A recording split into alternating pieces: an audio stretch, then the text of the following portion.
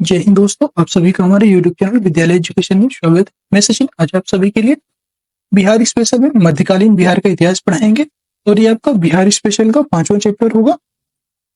चलिए शुरू करते हैं। आज की इस क्लास में आप सभी का स्वागत है। हम पढ़ेंगे मध्यकालीन बिहार। मध्यकालीन बिहार में कौन कौन से स्थानीय शासक थे और वहां पे कौन कौन से धर्म स्थापित थे, आज इसके बारे में पढ़ेंगे। सबसे पहला है तुर्क शासन में बिहार। फिर है स्थानीय वंश, अर्थात कर्नाट वंश वहां पे स्थित था, बिहार का स्थानीय वंश था। और फिर सल्तनत काल में बिहार पढ़ेंगे। फिर इसके बाद मुगल काल में बिहार पढ़ेंगे और सिख धर्म बिहार में, मध्यकालीन बिहार में जो है सिख धर्म स्थापित हुआ था। और अफगान शासन में बिहार शेरशाह सूरी के द्वारा जो स्थापित हुआ था उसके बारे में आज हम पढ़ेंगे। चलिए शुरू करते हैं। सबसे पहला है तुर्क शासन में बिहार। तुर्क शासन में बिहार की बात करेंगे तो तुर्क शासक बख्तियार खिलजी थे। उन्होंने यहाँ पर तुर्क सत्ता अपनी स्थापित की थी। बिहार में तुर्क सत्ता की स्थापना का वास्तविक श्रेय बख्तियार खिलजी को जाता है। बख्तियार खिलजी कुतुबुद्दीन ऐबक का दास था। जो तो कुतुबुद्दीन ऐबक थे, और कुतुबुद्दीन का ऐबक काल की बात करें कब से कब तक था, ये जो है दिल्ली सल्तनत में 1206 से लेकर 1210 तक जो है इनका शासनकाल था कुतुबुद्दीन ऐबक का। और इन्हीं के जो दास थे इनको नाम था बख्तियार खिलजी। बख्तियार खिलजी को जो है तुर्क सत्ता का वास्तविक संस्थापक माना जाता है। और बख्तियार खिलजी के आक्रमण के समय बिहार में छोटे छोटे शासकों का शासन था। उत्तर बिहार में कर्नाट वंश का शासन था, जो बहुत इंपॉर्टेंट है यहाँ कर्नाट वंश, अभी हम पढ़ेंगे। नेक्स्ट आपको बख्तियार खिलजी की पहली महत्वपूर्ण सफलता उदंतपुरी बिहार जो है, वहां पर बिहार शरीफ की विजय थी। उदंतपुरी बिहार जो है इसको हम बिहार शरीफ के बीज के नाम से और विजय के नाम से जानते हैं। नेक्स्ट आपको बख्तियार खिलजी ने उदंतपुरी के साथ नालंदा एवं विक्रमशिला विश्वविद्यालय को भी नष्ट कर दिया था। ये काफी क्रूर शासकों में से एक था जिसने, बख्तियार खिलजी इनका नाम था, और ये उदंतपुरी के साथ साथ नालंदा विश्वविद्यालय और विक्रमशिला विश्वविद्यालय दोनों को नष्ट कर दिया था। इन विश्वविद्यालयों में उसने आग लगवा दिया था। ये जो आग है, इन्होंने आग लगवा दी थी। जो विश्वविद्यालय, यहाँ की लाइब्रेरी जो थी, पुस्तकालयों में आग लगवा दिया था, जिसके बारे में कहा गया है कि लगभग सालों साल ये आग ऐसे ही जलती रही। बहुत सारी किताबें थी इस विद्यालयों में, बट ये काफी, बख्तियार खिलजी जो था ये बहुत ज्यादा क्रूर शासक था। नेक्स्ट आपको उसने 1203 से 1204 ईस्वी में नदिया, बंगाल का जो एक जिला है नदिया, वहां पर चढ़ाई की, जो सेन वंश की राजधानी थी। उस समय सेन वंश का शासक लक्ष्मण सेन था। लक्ष्मण सेन बिना लड़े ही डर कर भाग गए और बख्तियार ने इस क्षेत्र पर भी अपना अधिकार कर लिया था और लखनऊती को अपनी राजधानी बनाया। बंगाल का एक क्षेत्र था नदिया, जहां पर बख्तियार खिलजी के द्वारा 1203-4 में यहाँ पर चढ़ाई की गई थी। और इस वंश का शासक था सेन वंश, और उसने जो है सेन वंश जिसका नाम था लक्ष्मण सेन, और वो बिना डरे ही वहां से भाग गया, जिससे कि बख्तियार खिलजी ने वहां पर अधिकार कर लिया और अपनी राजधानी लखनऊती को बनाया था। बख्तियार की हत्या करके उसके एक अधिकारी अली मर्दान थे, जो नाम था उनका, अली मर्दान ने बख्तियार की हत्या कर दी और उसके शव को बिहार शरीफ के इमादपुर में दफना दिया। ठीक है, जो इमादपुर गांव है एक, उसके शव को वहां पर इमादपुर में दफनाया गया। अब शुरू होगा आपका स्थानीय जो वंश है, आपका बिहार का एक स्थानीय वंश है जिसका नाम है कर्नाट वंश, और ये वेरी इंपॉर्टेंट है। ठीक है, ये आपका बीपीएससी में कई बार पूछा गया क्वेश्चन है, इसलिए ये जो है यहाँ से हमेशा क्वेश्चन पूछता है बिहार। मिथिला के कर्नाट वंश, यहाँ पे पढ़ेंगे मिथिला का कर्नाट वंश। पाल वंश के पतन के दौर में तिरहुत अर्थात मिथिला क्षेत्र में कर्नाट वंश का उदय होता है। कर्नाट वंश के जो संस्थापक थे वो थे नान्यदेव। नान्यदेव जो है कर्नाट वंश के संस्थापक थे। कर्नाट वंश की राजधानी की बात करेंगे तो कर्नाट वंश की जो राजधानी है वो सिमरावगढ़ थी, जो वर्तमान में नेपाल में है। सिमरावगढ़ ये कर्नाट वंश की राजधानी थी और यह वर्तमान में नेपाल में स्थित है। बख्तियार खिलजी के बिहार अभियान के समय कर्नाट शासक नरसिंह देव ने उसे नजराना अर्थात भेंट देकर सहयोग किया था, क्योंकि कर्नाट वंश का जो सेन वंश से संघर्ष चलता रहता था। यहाँ पे नरसिंह देव जो थे वो इनको नजराना भेंट किया था बख्तियार खिलजी को, क्योंकि जो नरसिंह देव थे इसका कर्नाट वंश और सेन वंश इन दोनों में आपस में मतभेद था इस वजह से एक दूसरे के खिलाफ थे ये। नेक्स्ट आपका कर्नाट वंश पर तुर्क सेनापति तुगरिल तुगन ने ये अभियान की चर्चा तिब्बती धर्मास्वामी ने की थी। जो कर्नाट वंश है, यहाँ पर तुर्क सेनापति तुगरिल तुगन ने अपना अभियान किया था, जिसकी चर्चा धर्मास्वामी ने की थी। तिब्बती एक ग्रंथ है, उसमें धर्मास्वामी ने इसमें जो है चर्चा की है। अगला है, सामान्यतः दिल्ली के सुल्तान के साथ कर्नाट वंश का संबंध नजराना एवं भेंट का था, परंतु गियासुद्दीन तुगलक ने अपने बंगाल अभियान 1324 से 25 के क्रम में कर्नाट क्षेत्र पर विजय प्राप्त कर लिया था। जो दिल्ली के सुल्तान थे गियासुद्दीन तुगलक, उन्होंने बंगाल अभियान के दौरान यहाँ पर कर्नाट क्षेत्र पर विजय प्राप्त कर लिया था, अर्थात अधिकार कर लिया था। गियासुद्दीन के अभियान के समय कर्नाट वंश का जो शासक था वो था आपका हरिसिंह देव। हरिसिंह देव इसका जो है शासक था, और हरिसिंह देव 1279 से 1235 तक समाज सुधारक भी था। ठीक है, ये एक प्रकार का समाज सुधारक भी था। हरिसिंह की बात करेंगे तो हरिसिंह इस वंश का अंतिम शासक था। कर्नाट वंश का अंतिम शासक हरिसिंह था। उसके समय पंजी प्रबंध का विकास हुआ था। पंजी प्रबंध। नेक्स्ट है सल्तनत काल में बिहार। तो हम पढ़ेंगे सल्तनत काल में बिहार। दिल्ली के सुल्तान एवं बंगाल शासकों के बीच निरंतर होने वाले संघर्ष में बिहार लंबे समय तक युद्ध का अखाड़ा बना रहा। इल्तुतमिश जो है सल्तनत का प्रथम सुल्तान था, जिसने बिहार पर अभियान किया। उसने 1225 ईस्वी में बंगाल एवं बिहार पर अधिकार किया, परंतु यह अधिकार उसके उत्तराधिकारी के समय खत्म हो गया। नेक्स्ट है, तुगलक काल में बिहार पर सुल्तानों का वास्तविक नियंत्रण हुआ। 1324 से 1325 ईस्वी में गियासुद्दीन तुगलक ने कर्नाट क्षेत्र पर विजय प्राप्त की थी। याद रखिएगा। नेक्स्ट क्वेश्चन है, फिरोज शाह तुगलक। फिरोज शाह तुगलक भी अपने बंगाल अभियान 1359 के समय बिहार आया, और पटना और गया से उसके अभिलेख प्राप्त हुए हैं। जो फिरोज शाह तुगलक है, उसके अभिलेख कहाँ से? पटना और गया से फिरोज शाह तुगलक के अभिलेख प्राप्त हुए हैं, और इन्होंने जो अपने बंगाल अभियान 1359 में किया था। राजगीर के जैन मंदिर के अभिलेखों में उसके द्वारा अनुदान देने के प्रमाण मिलते हैं। जो राजगीर के जैन मंदिर है, वहां पर फिरोज शाह तुगलक के द्वारा अनुदान दिया गया था। नेक्स्ट आपका, तुगलक काल में बिहार की राजधानी बिहार शरीफ थी। तुगलक काल में बिहार की राजधानी बिहार शरीफ थी, और उस काल में बिहार शरीफ का नगर बौद्ध धर्म का प्रमुख केंद्र था। जो बिहार शरीफ का नगर था वो बौद्ध धर्म का प्रमुख केंद्र था। नेक्स्ट पढ़ेंगे तो तुगलक काल बिहार के प्रशासकों में सबसे महत्वपूर्ण मलिक इब्राहिम का है। जो मलिक इब्राहिम जो थे, ये तुगलक काल में सबसे जो है प्रशंसकों में इनका नाम, सबसे जो है महत्वपूर्ण प्रशासकों में मलिक इब्राहिम का नाम आता है। ठीक है, जो मलिक बयां कहलाते थे, इनका मकबरा जो है बिहार शरीफ में पहाड़ी पर स्थित है। बिहार शरीफ जो है वहां पर एक पहाड़ी स्थित है, उस पहाड़ी पर मलिक इब्राहिम का मकबरा स्थित है, और ये बिहार के प्रशासकों में जो है सबसे महत्वपूर्ण थे। 13वीं शताब्दी के मध्य में मिनहाज की रचना तबकाते नासरी में बिहार नाम का उल्लेख मिलता है। जो मिनहाज की रचना है, उसमें मिनहाज की रचना हुई थी, और ये तबकाते नासरी में जो है बिहार नाम का उल्लेख मिलता है।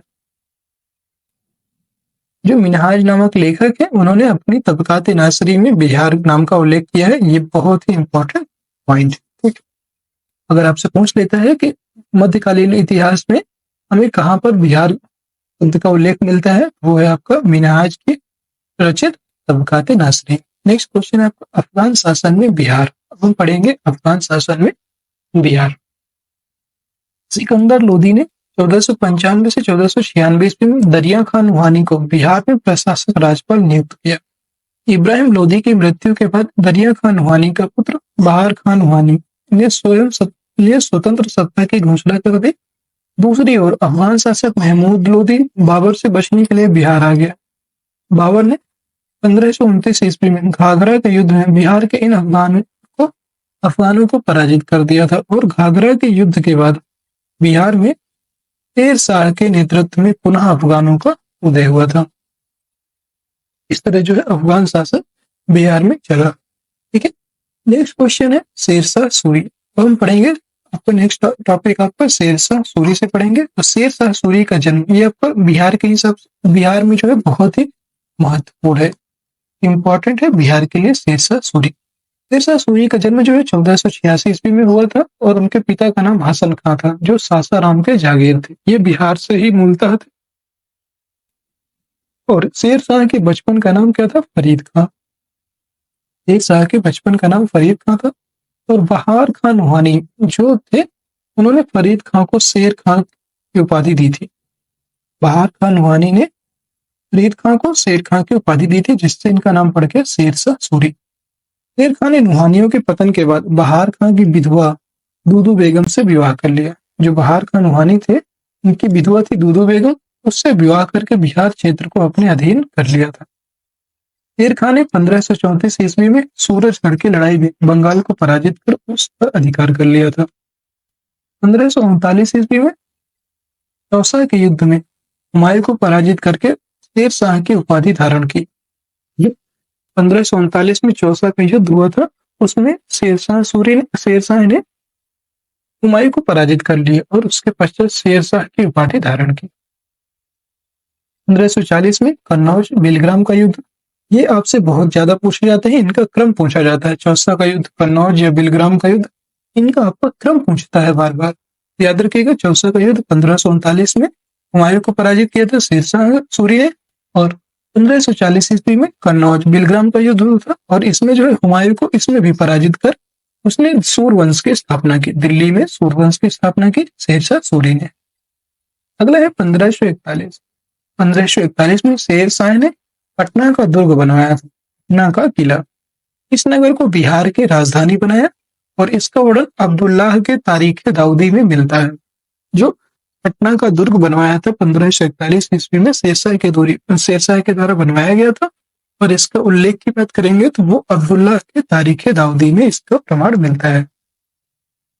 नेक्स्ट आपका शेरशाह ने 1543 ईस्वी में रायसेन, 1544 ईस्वी में मारवाड़ विजय किया।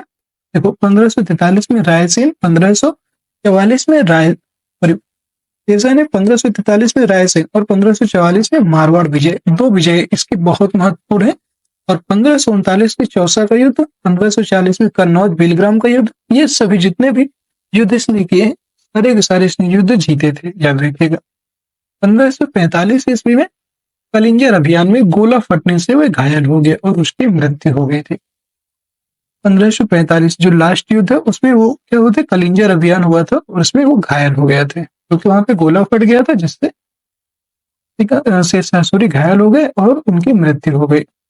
नेक्स्ट है, शेरशाह ने अपने जीवन काल में ही सासाराम में इंडो इस्लामिक स्थापत्य कला पर आधारित मकबरा का निर्माण आरंभ करवाया और शेरशाह की मृत्यु के बाद उसके पुत्र इस्लाम शाह ने इसे बनवाया। जो इंडो इस्लामिक स्थापत्य कला का महत्वपूर्ण उदाहरण है जो शेरशाह के साथ मकबरा है सासाराम में स्थित है। और ये आपसे पूछ लेता है कि इंडो इस्लामिक स्थापत्य कला इस श्रेणी में बनने वाला जो मकबरा है किसका है, तो वो है आपका सासाराम में स्थित है और ये शेरशाह सूरी का मकबरा है। शेरशाह की मृत्यु के बाद जो इसका कंप्लीट करवाया था वो है इसका पुत्र इस्लाम शाह ने इसको कंप्लीट करवाया। और कृत्रिम झील के मध्य स्थित यह इमारत आकार में अष्टकोणीय एवं लाल बलुआ पत्थर से निर्मित है। जो सासाराम का मकबरा है, जैसे ये सासाराम का मकबरा है, इसके जो है इसके चारों तरफ ये जो है अष्टकोणीय, यह इमारत तो आपकी अष्टकोणीय है और इसके जो चारों तरफ है कृत्रिम झील बनाई गई थी, ठीक है। और ये बीच में आपका इसका मकबरा स्थित था। नेक्स्ट, शेरशाह ने बिहार में रोहतास किला भी बनवाया था। वेरी इंपॉर्टेंट है रोहतास किला। आपसे पूछ लेता है रोहतास किला का निर्माण किसने करवाया, तो वो थे आपके शेरशाह सूरी। शेरशाह ने जब्ती प्रणाली चलाई जिसमें भूमि की माप के आधार पर लगान निर्धारण किया जाता था और बाद में इस अकबर ने भी इसे अपनाया था, जब्ती प्रणाली। शेरशाह का शासन सुव्यवस्थित शासन प्रणाली के लिए प्रसिद्ध था।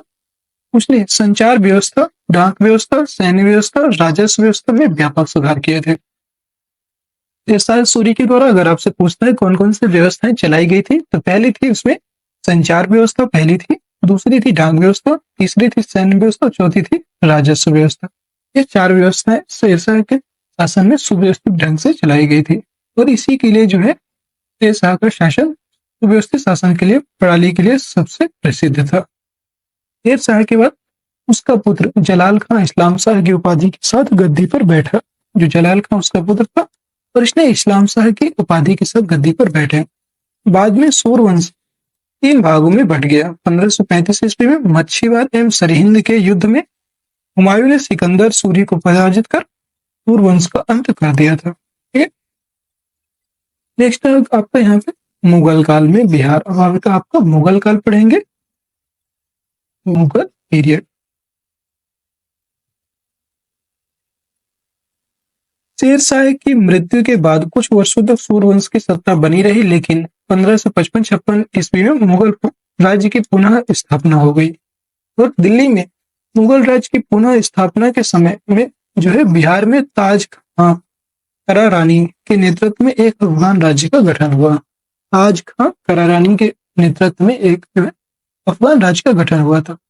ताज खां करारानी ने अकबर के प्रति सम्मान की नीति अपनाई, लेकिन उसके पुत्र दाऊद खां करारानी ने इसका विरोध किया था।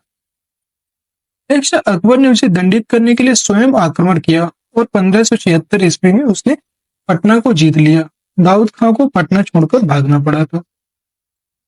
नेक्स्ट है दाऊद खां बिहार का अंतिम अफगान शासक सिद्ध हुआ। यहाँ पर अफगानों की सत्ता जो है स्थापित हो गई थी, लेकिन 1576 में दाऊद खां को बिहार से भागना पड़ा और यह जो है अंतिम अफगान शासक सिद्ध हुआ।